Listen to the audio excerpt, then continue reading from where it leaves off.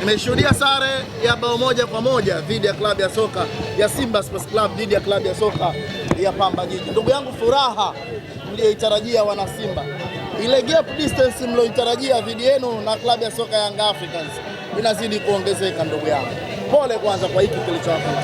Kwanza Pamba tokeanze kucheza kwenye uwanja wa CCM Kirumba hajapoteza pambano. Kwa hiyo siku ya leo ameendeleza kile ambacho anakiendeleza siku zote. Na sisi tulijijenga kisaikolojia kwamba tukikutana na Pamba, mechi ya leo inaweza tukashinda au tukatoa sare. Ni mechi ambayo tunakuwa tunajua ni ngumu. Hata ukiangalia katika ile trend ya msimamo wa ligi, unakuta wao wako katika nafasi ngapi? Wako nafasi za juu. Katika nafasi 5 6 zile wako mle. Kwa hiyo ni mechi ambayo tulitegemea ambayo itakuwa na ushindani mkubwa sana. Kwa hiyo mimi sikushangaa mechi ya leo kwenda kupata sare.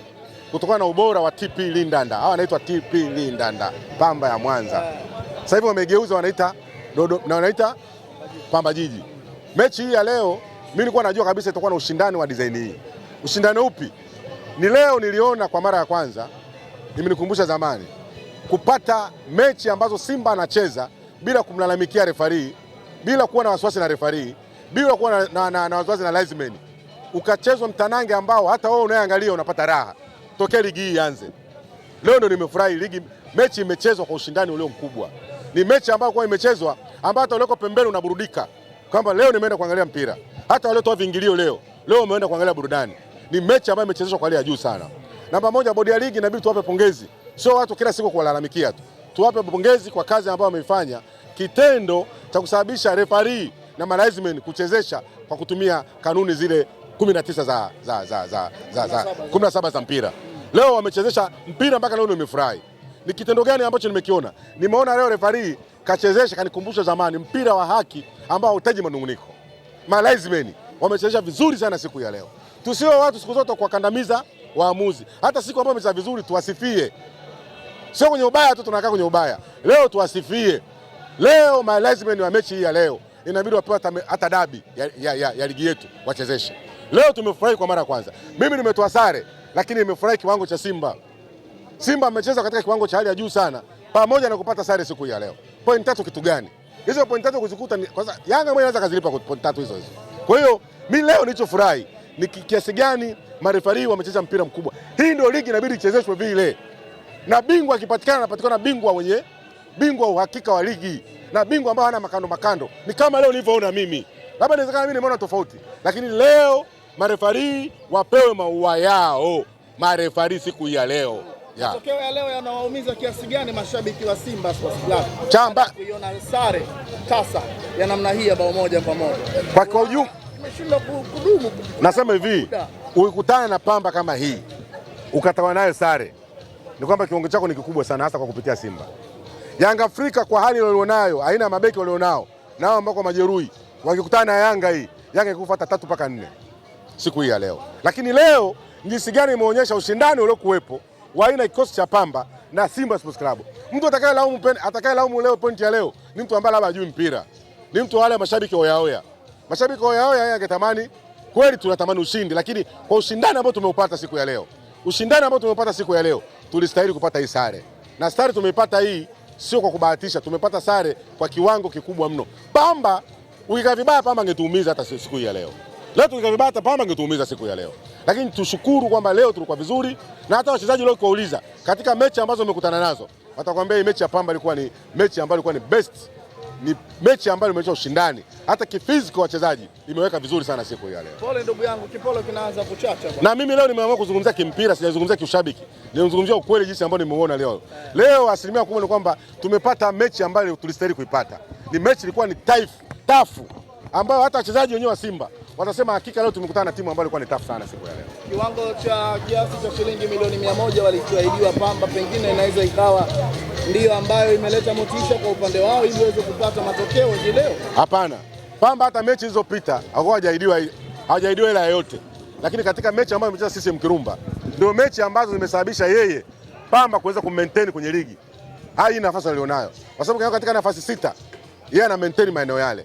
Nijisigana kwamba kila anayekuja CCM Kirumba hajawahi kufungwa Pamba pale CCM Kirumba. Kwa hiyo inaonyesha tumecheza na timu bora sana siku hii ya leo. Mnahisi majirani zenu wamehusika leo kwenye kupata kwenu hii sana? Na kwa nini tabia inakuwepo sana? Kwamba Simba ikipata sare au Yanga ikipata sare au ikifungwa wale wanahusika. Ina maana kwamba Simba na Yanga ziruhusu kutoa sare wala ziruhusu kufungwa. Basi inaonekana sio timu za mpira. Kutoa sare ni moja ya matokeo, kuweza kupata ushindi ni moja ya matokeo. Kwa hiyo siku hii ya leo wana Simba kokote pale walipo wafurahi kupata hata hii sare. Maana Pamba jinsi walivyo hata nafasi ya kupoteza, nafasi ilikuwa ione hata kupoteza Pambano, tungepoteza Pambano siku ya leo. Maana Pamba walikuwa vizuri sana siku ya leo. Kwa hiyo tukubali kupata hii sare, ni sare ambayo inatuongezea mwendo siku hii ya leo. Vipi kuhusu swala la mbio za ubingwa msimu huu? Ubingwa uko pale pale.